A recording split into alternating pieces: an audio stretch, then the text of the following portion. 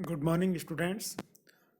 आज जो हम टॉपिक डिस्कस करने जा रहे हैं वो है प्रॉस्पेक्टस, जिसे हम प्रविवरण भी कहते हैं। इससे पूर्व में जो अति महत्वपूर्ण डॉक्यूमेंट्स हम डिस्कस कर चुके हैं उसमें मेमोरेंडम ऑफ एसोसिएशन पार्षद सीमा नियम या आर्टिकल ऑफ एसोसिएशन दूसरा था, जिसे हम अंतर्नियम भी कहते हैं। वो भी अपने आप में दोनों महत्वपूर्ण डॉक्यूमेंट्स हैं जो कंपनी के इनकॉर्पोरेशन के समय रजिस्टर ऑफ कंपनीज के यहाँ प्रस्तुत करने पड़ते हैं। अब जो हम टॉपिक या जो डिस्कस करने जा रहे हैं, जो इम्पोर्टेंट डॉक्यूमेंट्स है हमारा कंपनी का, वो है प्रॉस्पेक्टस, जिसे प्रविवरण कहते हैं। प्रॉस्पेक्टस वाइज बात करें तो दो तरीके से पब्लिक ऑफर, यानी कि कंपनी अपने फंड्स को रेज करने के लिए, raising of funds, the company को रिक्वायरमेंट होती है कि वो अपनी सिक्योरिटी को बेचे, और सिक्योरिटी को बेचने के लिए वो जिस डॉक्यूमेंट्स को सहारा लेती है वो होता है आपका प्रॉस्पेक्टस। तो प्रत्येक सार्वजनिक कंपनी जो पब्लिक ऑफर या जनता को अपनी सिक्योरिटीज़, अंश जिसमें अंश, डिबेंचर्स या अन्य कोई धरोहर बेचनी होती है, तो उस स्थिति में प्रविवरण का या प्रॉस्पेक्टस को इशू किया जाता है, जिसे हम कहते हैं ऑफर फॉर सेल। यानी कि कंपनी की तरफ से एक जनरल पब्लिक को या सामान्य जनता को एक विशेष प्रतिभूतियों को बेचने के लिए जो ऑफर किए जाते हैं, इसे आमंत्रण के लिए प्रस्ताव कहलाते हैं, और वो प्रस्ताव होता है प्रविवरण। यानी कि प्राइवेट कंपनी जो फंड रेजिंग्स है उनको केवल एक लिमिटेशन दायरे में करती है, यानी अपने रिश्तेदारों से, डायरेक्टर्स से या उसके जो लिमिटेड सदस्य हैं उनके बीच में अंशों को निर्गमित कर या सिक्योरिटीज़ को निर्गमन के द्वारा प्राइवेट कंपनी फंड्स रेज करती है। लेकिन जहाँ सार्वजनिक कंपनी का सवाल है, उसको फंड्स की ज़्यादा ज़रूरत होती है, तो उस स्थिति में वो सिक्योरिटीज़ का या प्रतिभूतियों का निर्गमन सामान्य जनता को करती है, यानी उनको प्रतिभूतियों को बेचने के लिए एक तरीके से आमंत्रित करती है। और उस समय एक प्रविवरण या एक सूचना पत्र या एक सर्कुलर, जिसे हम कह सकते हैं नोटिस कह सकते हैं, वो भी जारी किया जाता है। वो एक तरीके से जन सार्वजनिक कंपनी द्वारा अपनी प्रतिभूतियों को बेचने के लिए एक प्रस्ताव या प्रतिभूतियों को जनता को क्रय करने के लिए प्रेरित करता है, ताकि जनता या पब्लिक उन अंशों को क्रय कर उचित निवेश कंपनी में कर सके, और फंड को, कंपनी को एक ह्यूज फंड्स की ज़रूरत उस फंड्स के द्वारा कर ली जाती है। तो हम कह सकते हैं सार्वजनिक कंपनी द्वारा जो प्रतिभूतियों का निर्गमन है वो तीन तरीके से किया जाता है। बाय इशूइंग ऑफ प्रॉस्पेक्टस, या जिसे हम कह सकते हैं प्रविवरण का निर्गमन करके। बाय प्राइवेट प्लेसमेंट, एक लिमिटेड एरियाज में जो उसके डायरेक्टर्स हैं या मेंबर्स हैं, एग्जिस्टिंग विद्यमान मेंबर्स या संचालकों को अंश या प्रतिभूतियों का निर्गमन करके। या इशूइंग ऑफ राइट शेयर्स, यानी अधिकार अंशों का निर्गमन करके अपनी प्रतिभूतियों को बेच सकती है। यानी जो विद्यमान जो शेयर होल्डर्स हैं उन्हीं को खाली अधिकार अंश, या उनको यह अधिकार होता है कि वो कंपनी के नए निर्गमन में खरीदने का पूर्वाधिकार रखते हैं, जो राइट शेयर्स कहलाते हैं। इसी तरीके से हम बात करते हैं कंपनी भी फंड्स को किस तरीके से रेज कर सकती है। प्रपोज्ड बाय प्राइवेट इशू, यानी कि निजी निर्गमन के द्वारा वो कंपनी फंड्स रेज कर सकती है, निजी कंपनी। इसी तरीके से bye issuing of right shares के द्वारा कर सकती है, bye issuing of bonus shares के द्वारा कर सकती है। लेकिन यहाँ इम्पॉर्टेंट जो बात है वो है, प्राइवेट कंपनी कभी भी प्रॉस्पेक्टस का निर्गमन या नहीं, उसका इशुएंस ऑफ प्रॉस्पेक्टस नहीं करती है, क्योंकि उसे एक लिमिटेड जो उसके मेंबर्स हैं, उसके संचालक हैं या उसके रिलेटिव्स हैं, उन्हीं से एक तरीके से फंड्स रेज करना या उन्हीं को सिक्योरिटीज़ को बेचने के प्रस्ताव दिए जाते हैं, न कि सामान्य जनता को दिए जाते हैं। यहाँ हम पब्लिक ऑफर की बात करते हैं। एक पब्लिक कंपनी जब सामान्य जनता को अंशों के या प्रतिभूतियों के या डिबेंचर्स के लिए क्रय करने या उसके सब्सक्राइब करने के लिए यदि कोई कंपनी ऑफ़र करती है, तो वो एक तरीके से कहलाता है आपका पब्लिक ऑफ़र। यानी पब्लिक ऑफ़र दो तरीके से होते हैं। नंबर एक आईपीओ, जिसे हम इनिशियल पब्लिक ऑफ़र कहते हैं। दूसरा होता है, सेकंड है एफपीओ या फर्दर और फॉलो ऑन पब्लिक ऑफ़र। या आईपीओ की हम बात करें, ये सार्वजनिक कंपनी जो अनलिस्टेड है, जिसका security exchange board of India में अभी रजिस्ट्रेशन नहीं हुआ है, तो उस स्थिति में यदि वो पहला अपना इशू लाना चाहती है एक अनलिस्टेड कंपनी, तो वो पहला इशू या उसके विद्यमान सब अंशधारियों के द्वारा उन अंशों को बेचने के ऑफर किए जाते हैं जो एक सामान्य जनता को प्रथम बार किए जाते हैं। यानी फ्रेश इशू के लिए या फ्रेश अंशों को बेचने या सिक्योरिटीज को बेचने के लिए जब जनता के समक्ष प्रस्ताव, विक्रय के प्रस्ताव लाए जाते हैं, तो वो होता है आपका आईपीओ, इनिशियल पब्लिक ऑफर। इसी तरीके से यदि एफपीओ क्या होता है, फर्दर और फॉलो ऑन पब्लिक ऑफर। यानी कोई विद्यमान जो लिस्टेड कंपनी है ऑलरेडी, कोई फ्रेश निर्गमन ला रही है या कोई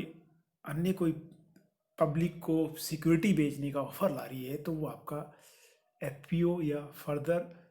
और फॉलो ऑन पब्लिक ऑफर कहलाता है। नेक्स्ट हम बात, तो हम कंक्लूड रूप से कह सकते हैं, जब आईपीओ, जब कंपनी या कोई कॉरपोरेट अपने स्टॉक्स, स्कंद जिसे हम कहते हैं, जिसमें अंश, डिबेंचर्स, इसके अलावा अन्य प्रतिभूतियां शामिल होती हैं, उनको बेचने के लिए प्रथम बार एक तरीके से ऑफर लाती है, तो वो आईपीओ होता है। और यदि कोई विद्यमान कंपनी जो लिस्टेड कंपनी है, जो अपनी फ्रेश या कोई विद्यमान जो स्टॉक्स हैं उनको बेचने के लिए जो एक मार्केट में जो इशू लाती है, वो आपका एफपीओ कहलाता है। तो ये यहाँ एक जो इम्पोर्टेंट बात है वो है कि कोई भी सार्वजनिक कंपनी जब अपने पब्लिक ऑफर के द्वारा स्टॉक्स या अपनी इन्वेंट्रीज को या शेयर्स को बेचना चाहती है, तो उस समय उसे एक डॉक्यूमेंट्स इशू करना होता है, वो होता है क्रय विवरण। प्रॉस्पेक्टस के बिना कंपनी अपने अंशों को बेचने के प्रस्ताव पब्लिक के समक्ष नहीं कर सकता। अतः यहाँ जरूरी है कि कोई भी सार्वजनिक कंपनी यदि जनता से सब्सक्राइब करना चाहती है या अपना अंशों को क्रय के लिए प्रेरित करना चाहती है, तो उसे सर्वप्रथम प्रॉस्पेक्टस जारी करना होगा। प्रॉस्पेक्टस यदि हम बात करते हैं, उसका मीनिंग क्या है, तो प्रॉस्पेक्टस जो इंडियन कंपनीज एक्ट 2013 के सेक्शन 2 सबसेक्शन 70 में दिया गया है कि कोई भी डॉक्यूमेंट्स जिसमें रेड हेरिंग प्रॉस्पेक्टस और शेल्फ प्रॉस्पेक्टस शामिल है, जिसमें कोई सूचना, कोई सर्कुलर के रूप में या कोई एडवर्टाइजमेंट के रूप में या कोई इस तरीके का डॉक्यूमेंट्स जो पब्लिक के समक्ष प्रस्तुत किया जाता है अंशों के परचेज करने के लिए या सब्सक्राइब करने के लिए किसी बॉडी कॉरपोरेट के द्वारा, तो वो कहलाता है प्रॉस्पेक्टस। हम प्रॉस्पेक्टस की बात करते हैं तो कोई भी सूचना हो सकती है, कोई एडवर्टाइजमेंट हो सकता है, कोई अखबार में कोई विज्ञापन हो सकता है, और विज्ञापन में डिटेल्ड जो एक तरीके से कंपनी के जो इन्वेंट्री या स्टॉक्स को बेचने के लिए या जनता को क्रय करने के लिए प्रेरित करने के लिए जो इशू डॉक्यूमेंट्स इशू किया जाता है, वो आपका प्रॉस्पेक्टस कहलाता है। इसमें जो प्रॉस्पेक्टस के टाइप्स हैं, रेड हेरिंग प्रॉस्पेक्टस यानी कि एक तरीके से मायावी, जिसे हम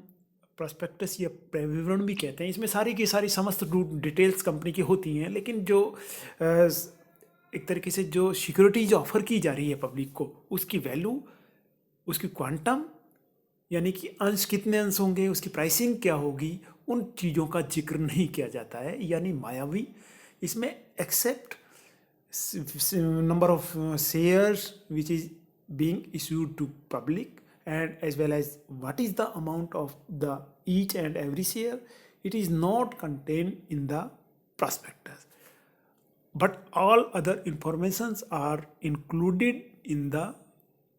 prospectus. That is called red herring या मायावी प्रविवरण। सेकेंड है आपका सेल्फ प्रविवरण। सेल्फ प्रविवरण उस स्थिति में किया जाता है एक पर्टिकुलर या एक स्पेसिफिक पीरियड में, जब कंपनी को कई इश्यूज निकालने होते हैं, तो उस समय एक पर्टिकुलर प्रॉस्पेक्टस को वन टाइम जारी किया जाता है, वो सेल्फ प्रॉस्पेक्टस कहलाता है। यानी कि कंपनी एक स्टेपुलेट पीरियड में कितनी बार निर्गमन करेगी, तो उस स्थिति में अंशों के या स्टॉक्स के इशू के लिए कितने एक तरीके से जनता को सब्सक्रिप्शन करने के लिए या क्रय करने के लिए आमंत्रित करती है। तो उस स्थिति में एक सीरीज़ के रूप में वो कर सकती है कि भाई एक पहला issue, second issue, third issue, इस तरीके से ला सकती है। लेकिन सेल्फ प्रॉस्पेक्टस इनिशियल लेवल पर, यानी प्रथम इशू लाने पर ही कंपनी के द्वारा जारी किया जाता है, और इसमें भी समस्त सूचनाएं इंक्लूडिंग शेयर्स की वैल्यू क्या है, शेयर नंबर ऑफ शेयर्स क्या होंगे, सारी की सारी डिटेल्स होती हैं। तो कोई बड़ा प्रोजेक्ट हो जिसमें कोई कई सीरीज़ में अंशों को अलॉटमेंट करना है या अंशों को सब्सक्राइब करने के लिए जनता को आमंत्रण भिजवाने हैं, तो उस स्थिति में सेल्फ प्रविवरण जारी किया जाता है। इस डिटेल्स में हम जो टाइप्स ऑफ प्रॉस्पेक्टस हैं वो आगे डिस्कस करेंगे। अब नेक्स्ट जो नेक्स्ट है वो प्रॉस्पेक्टस की विशेषताएं क्या होती हैं,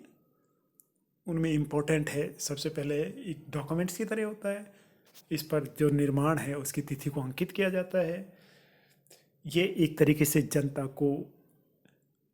इनविटेशन दिया जाता है इस डॉक्यूमेंट्स के थ्रू, ताकि जनता उस इनविटेशन को या प्रस्ताव को पढ़कर, आमंत्रण को पढ़कर अपने प्रस्ताव, निवेश के प्रस्ताव कंपनी के समक्ष प्रस्तुत कर सके, यानी निवेश की इच्छा जता सके। एक तरीके से आमंत्रण के प्रस्ताव होते हैं जो कंपनी के द्वारा सामान्य जनता को भिजवाए जाते हैं या सामान्य जनता को एक तरीके से अभिदान हेतु प्रस्तुत किए जाते हैं। नेक्स्ट जो है उसमें कंटेंट क्या होनी चाहिए, तो जो भी प्रॉस्पेक्टस को डिजाइन या फ्रेम करना है वो प्रमोटर्स के द्वारा किया जाता है, और प्रॉस्पेक्टस में किन चीज़ों को शामिल किया जाता है वो कंपनी एक्ट 2013 के सेक्शन 26 के अकॉर्डिंग होना चाहिए उसका ड्राफ्ट। उसमें जो इम्पोर्टेंट जो बातें हैं उनका समावेश होना चाहिए। कंपनी के बारे में उसके कंपनी के फाइनेंशियल पोजीशंस क्या है, कंपनी का जो इशू है उसके किस प्रोजेक्ट के तहत लाया जा रहा है, कंपनी के डायरेक्टर्स और कंपनी के संचालक या एग्जीक्यूटिव्स या फाइनेंशियल एडवाइजर्स या कंपनी के मर्चेंट बैंकर्स, उन समस्त सूचनाओं को प्रॉस्पेक्टस में शामिल किया जाना जरूरी है। एक तरीके से लीगल कभी उसमें सारी की सारी इंफॉर्मेटिव सूचनाएं, कंपनी के प्रोजेक्ट्स क्या होंगे, कंपनी के प्रॉफिट की, उसकी लास्ट जो फाइनेंशियल स्टेटमेंट है उनकी पोजीशन क्या है, कंपनी की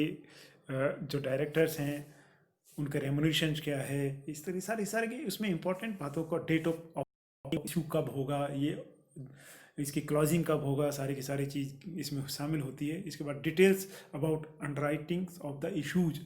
जो अभी जो उसको एक तरीके से गारंटीड जो उसके सब्सक्राइबर लेने वाले जो इंस्टीट्यूशंस हैं उनके बारे में भी जानकारी होनी चाहिए। इसके अलावा content of the directors, auditors, bankers to the issue, experts opinion, कोई विशेषज्ञों के ओपिनियन क्या होंगे। इसके अलावा प्रोजेक्ट से संबंधित सूचनाएं होती हैं कि भाई जो जनता से जो सब्सक्राइब या निर्गमन जनता को किया जा रहा है उसका जो फंड्स रेज होगा उस फंड्स का यूजेस किन प्रोजेक्ट्स के लिए किया जाएगा, उन सारी की सारी बातों को, उस प्रोजेक्ट का टाइमिंग क्या होगा, उसका गेस्टिनेशन पीरियड क्या होगा, कब कंपनी प्रॉफिट अर्न करेगी, कब उस पर काम शुरू होगा, सारी की सारी बातें उसमें होती है। इसके बाद सारी जो इम्पोर्टेंट जो इन्फॉर्मेशन है, मिनिमम सब्सक्रिप्शन क्या होगा, शेयर का अलॉटमेंट किस प्रोसीजर से होगा, मर्चेंट बैंकर्स कौन होंगे, बैंक अकाउंट्स की क्या डिटेल होगी, कहाँ जनता अपना आमंत्रण के प्रस्ताव भिजवा सकती है, वो सारी की सारी डिटेल्स एक तरीके से प्रॉस्पेक्टस में होती है। और प्रॉस्पेक्टस को पढ़ने के बाद ही कोई भी निवेशक या जनता अपने निवेश का डिसीजन लेती है कि भाई मुझे इस कंपनी के जो अंश हैं या प्रतिभूतियां हैं उनको खरीदना चाहिए या नहीं खरीदना चाहिए, उसके पेन एंड लॉसेज की क्या स्थिति रही है, कंपनी के कोई इस तरीके से लीगल मिटिगेशंस नहीं हो, कंपनी का फाइनेंशियल फ्रॉड का कोई इशू नहीं हो, कंपनी बिल्कुल एक तरीके से कंपनी की जो फाइनेंशियल पोजीशन है वो साउंड होनी चाहिए। उस बेसिस पर प्रोस्पेक्टस में जो मेटल फैक्ट्स हैं वो बिल्कुल सत्य दे दिए जाने चाहिए, जिनके बिहाव पर या जिनको रीड करने के बाद एक तरीके से निवेशक अपने निवेश की इच्छा प्रस्तुत करता है। तो नेक्स्ट जो वीडियो में हम डिस्कस करेंगे टाइप्स ऑफ प्रॉस्पेक्टस, प्रॉस्पेक्टस के कितने टाइप्स हैं, इसके अलावा किस तरीके से उसको फाइलिंग किया जाना चाहिए, आरओसी के हैं या सेबी के हैं, किस तरीके से उसका रजिस्ट्रेशन किया जाना चाहिए, और उसके बाद issuing of prospectus to the public next video में डिस्कस करेंगे। तो सभी को बहुत बहुत धन्यवाद।